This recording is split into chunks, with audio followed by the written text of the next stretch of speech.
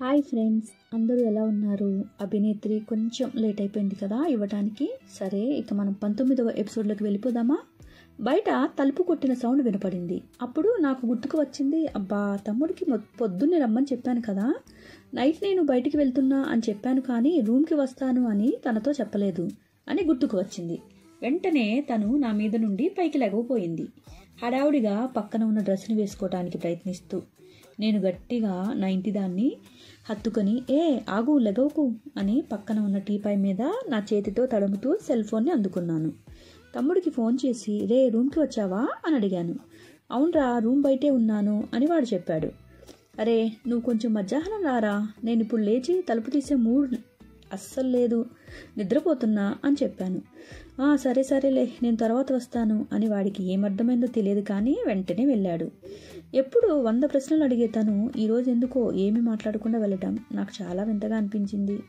గట్టిగా తనని హత్తుకొని, నాకు ఇప్పుడు నిన్ను వదలాలి అని లేదు, ఇలాగే నిన్ను గట్టిగా హత్తుకొని ఈరోజంతా పడుకోవాలని ఉంది అని అన్నాను. మరి ఆఫీస్కి లీవ్ పెడతావా? ఇంకా ముందు ముందు చాలా అవసరాలు ఉండొచ్చు, ఇప్పుడే లీవ్ పెడితే ఎలాగా? వద్దు, లేచి ఫ్రెష్ అవ్వు అని చెప్పింది. సరే, నేను ఫ్రెష్ అయ్యి నీకు తినడానికి ఏమైనా తీసుకువస్తాను, కానీ ఈరోజు నిజంగానే నేను ఆఫీస్కి లీవ్ పెడతాను, ప్లీజ్ ఈరోజు అంత నువ్వు నాతో ఉండవా అని అడిగాను. నాకే ఏదోలా అనిపించింది. ఇలా కొత్తగా ఒక మనిషిని నేను ఎప్పుడు ఎవరిని అర్థించింది లేదు.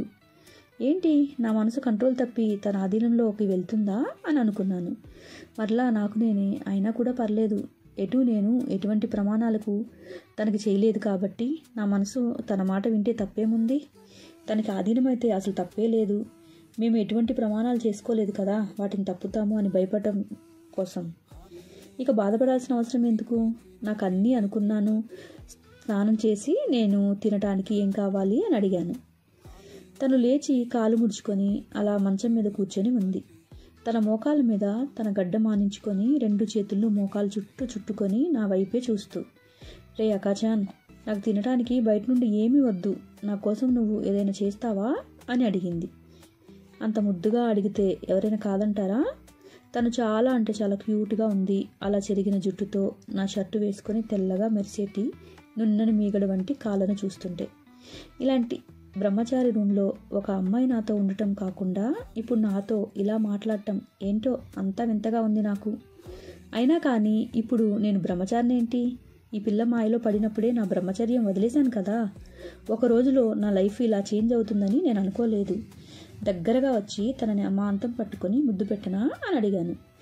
దూరం, నేను ఇంకా బ్రష్ చేసుకోలేదు, నువ్వు నా కోసం తినడానికి ఏదైనా చెయ్యరా, నేను అంతలోపల ఫ్రెష్ అయ్యి వస్తాను అని తను నన్ను చేతులతో ముందుకు నెట్టి లేచింది. నేను నవ్వుతూ, నాకు ఉప్మా తప్ప ఏమీ రాదు, నువ్వు అది తినగలుగుతావా మరి అని అడిగాను.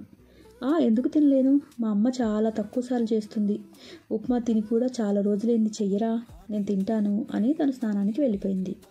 నేను సరేనే, దానికి కావాల్సినవన్నీ కొనుక్కొని వస్తాను, నువ్వు అంతలోపల స్నానం చేసి రెడీగా ఉండు అని చెప్పాను. తను బాత్రూమ్ నుంచి, ఆగు, నాకు నీ షర్ట్ ఇంకొకటి ఇచ్చి వెళ్ళు అని బయటికి చేయి చాపి అడిగింది. అరే నీకెందుకే అంత కష్టం, స్నానం కూడా నేనే చేపిస్తా కదా, మరొకసారి నేను కూడా చేస్తా నీతోటి, ప్లీజ్ ఒప్పుకోవా, నీతో కలిసి స్నానం చేయడానికి ఓకేనా అని అడిగాను.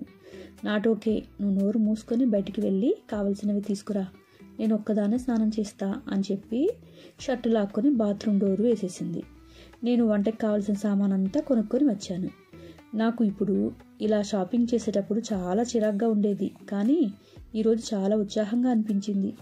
నేను మాకు కావాల్సినవన్నీ కొనుక్కొని రూమ్కి వెళ్ళేసరికి వాష్రూమ్లో నా బట్టలన్నీ ఉతికేస్తూ ఉంది తను. నేను హడావుడిగా వెజిటబుల్ అన్నీ పక్కన పెట్టి, మెంటల్, నీకేమైనా పిచ్చా, ఎందుకు ఇలా చేస్తున్నావు, నువ్వు స్నానం చేసి రెస్ట్ తీసుకోవచ్చు కదా, ముందు ఇక్కడి నుండి లెగు అని అన్నాను. ఏంటిరా నీకేమైంది, నేనేమైనా నీ పిల్లాన్ని కాదా, నీ భారీగా చేసే హక్కు లేదా, ఏదో ఒకసారే కదా చేయనివ్వు అని బట్టలన్నిటినీ తను పిండేసి ఎక్కడ ఆరేయాలి చెప్పు అని అడిగింది. మెంటల్ దానా, ఎందుకు నువ్వు ఇలా చేస్తున్నావు, ముందు నువ్వు వాష్రూమ్ నుండి బయటకు వస్తావా లేదా, బయటికి నడు అని తన చెయ్యి పట్టి లాగబోయాను. ఆగురా, ఇలాంటి చిన్న చిన్న పనులు చేయటంలో కూడా చాలా రొమాంటిక్ ఫీల్ ఉంటుంది తెలుసా, నీ బట్టలు నేను ఉతికేంత పూర్తిగా నేను నీకు సొంతమయ్యాను, నువ్వు కూడా నా సొంతమైనట్లే ఫీల్ అవుతున్నా తెలుసా, అసలు నాకు కష్టమని అనిపించలేదు అని నవ్వింది. పిచ్చి నీకు బాగా ఎక్కిందిలే, పిచ్చిదానా, సరే సరే నేను ఉప్మా రెడీ చేస్తాను, తిందాం అని చెప్పాను. ఓకేరా, నువ్వు చెయ్యి, నువ్వు ఉప్మా రెడీ చేసే లోపల నేను ఈ బట్టలన్నీ ఆరేస్తాను అని బట్టలకు పెట్టే క్లిప్స్ తీసుకొని బట్టలన్నిటిని చక్కగా ఆరబెట్టేస్తుంది. నాకు చూడటానికి ఎంత క్యూట్గా ఉందో నా కళ్ళని నేను నమ్మలేకపోతున్నాను. అమాంతం నా బట్టల్ని ఒక అమ్మాయి ఉతికి ఆరవేయటం, అది తలుచుకోవటానికి ఆనందంగా ఉంది. ఇంతవరకు నా బట్టల్ని మా అమ్మ ఎప్పుడు నేను తప్ప ఎవరు ముట్టుకుంది లేదు. అప్పుడప్పుడు నా తమ్ముడు హెల్ప్ చేస్తూ ఉంటాడు. ఇప్పుడు ఇదేంటి ఇలా తనంతట తానే చనువు తీసేసుకొని నా బట్టలన్నీ పిండేసినట్టుగా నా మనసును కూడా పిండేస్తుంది అనుకున్నాను. చక్కగా కొంచెం నెయ్యి వేసి జీడిపప్పు, పచ్చిమిర్చి, కరివేపాకు, ఉల్లిపాయలన్నీ కట్ చేసుకొని తన కోసం ఎమ్మీగా ఉప్మా రెడీ చేసేసాను. అది మంచిగా ప్లేట్లో పెట్టేసుకొని టీపై మీద పెట్టి బయటికి వెళ్ళి వెనుక నుండి తనని కౌగిలించుకున్నాను. నా ముద్దులు పెళ్ళామా, ఎక్కడి నుండి వచ్చావే, నాలో ఇంత అలజడి రేపుతున్నావు ఎందుకు? నిజంగానే ఈ ఆనందం ఎప్పటికీ ఉంటుందా? సరేలే, ఉన్నంత వరకు ఉంటుంది అని తన మీద మెడ మీద ముద్దు పెట్టాను. తను నా వైపు తిరిగి తన మునికాళ్ళ వేళ్ళ మీద నుంచుని నా మెడ చుట్టూ తన 2 చేతులు వేసి గట్టిగా హత్తుకుంటూ ముద్దు పెట్టింది. చుట్టుపక్కల ఉన్న ఆంటీలు వారి బట్టలు ఆరేసుకుంటూ అలాగే నోటి మీద చెయ్యి వేసుకొని మా ఇద్దరి వైపే చూశారు. ఆ సంగతి తనకి చెప్తే తను నన్ను వదిలేసి రూమ్లోకి వెళ్ళిపోతుందని నేను తనతో చెప్పకుండా నడుము చుట్టూ చెయ్యి వేసి గట్టిగా హత్తుకొని తనని పైకెత్తుకొని రూమ్లోకి తీసుకువచ్చాను. హాయ్ ఫ్రెండ్స్, ఈరోజు ఈ ఎపిసోడ్ ఇంతటితో అయిపోయింది. మీకు నచ్చిందని అనుకుంటున్నాను. ఇకపోతే మీకు నచ్చితే మీ ఫ్రెండ్స్కి కూడా షేర్ చేయండి. ఇంకా శివరాత్రి వస్తుంది కదా అని నేను శివుని పాటలు రిలీజ్ చేశాను. వీలైతే ఆ పాటల్ని కూడా వినండి. మధ్య మధ్యలో romantic songs, love failure songs, sad songs ఇలాంటివి ఏదో ఒకటి చేస్తూ ఉన్నా కొంచెం వాటిని కూడా వినండి. విని మీ ఫ్రెండ్స్కి కూడా చెప్పండి. సబ్స్క్రైబ్ చేసుకొని వాళ్ళు ఎవరైనా ఉంటే తప్పకుండా సబ్స్క్రైబ్ చేసుకోండి. ఓకే, ఇక ఉంటాను. ఇట్లు మీ అనుశ్రీ మెండు. Thank you.